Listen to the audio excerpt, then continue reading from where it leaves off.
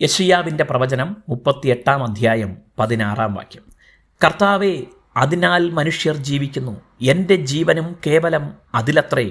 അങ്ങനെ നീ എന്നെ സൗഖ്യമാക്കി എൻ്റെ ജീവനെ രക്ഷിക്കും. മനുഷ്യരുടെ ജീവിതം അവരുടെ കഴിവോ മിടുക്കോ ആണെന്ന് ചിന്തിക്കുന്ന ഒരുപാട് പേരുണ്ട്. മനുഷ്യൻ ചെയ്യാൻ ശ്രമിക്കുന്നത് അവൻ അസാധ്യമാവുകയില്ല എന്ന് ദൈവം തന്നെ പറഞ്ഞിട്ടുണ്ട്.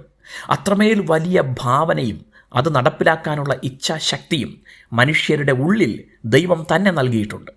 ആകയാൽ മനുഷ്യർ നടത്തുന്ന ഏത് നേട്ടങ്ങളിലും ദൈവം അത്ഭുതപ്പെടുന്നില്ല.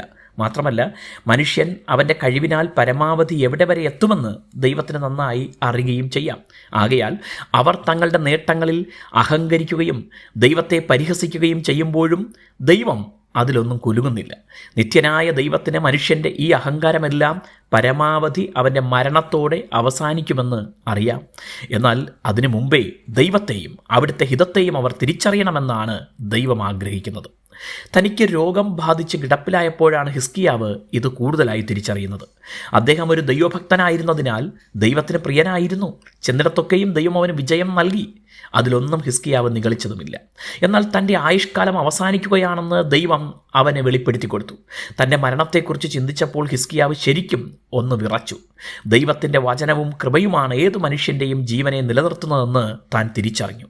ആകയാൽ ദൈവത്തിൻ്റെ ആ വചനത്തിലും കൃപയിലും ആശ്രയിക്കാൻ താൻ തീരുമാനിച്ചു. അത് ഏറ്റുപറഞ്ഞ് പ്രാർത്ഥിക്കുമ്പോഴാണ് ദൈവത്തിന് തൻ്റെ ആയുസ്സിനോട് 15 വർഷം കൂട്ടാൻ തോന്നിയത്. ആകയാൽ ദൈവത്തിന് നന്ദി പറഞ്ഞ് പ്രാർത്ഥിക്കുമ്പോൾ ആ വചനത്താൽ തന്നെയും സൗഖ്യമാക്കി രക്ഷിക്കുമെന്ന് പാടുന്നു. നമ്മുടെ ജീവൻ ദൈവത്തിൻ്റെ കൃപയാലും വചനത്താലുമാണ്. അതിനെ എപ്പോഴും ഓർക്കാൻ, നന്ദി പറയാൻ കഴിയട്ടെ. ദൈവം നിങ്ങളെ അനുഗ്രഹിക്കട്ടെ.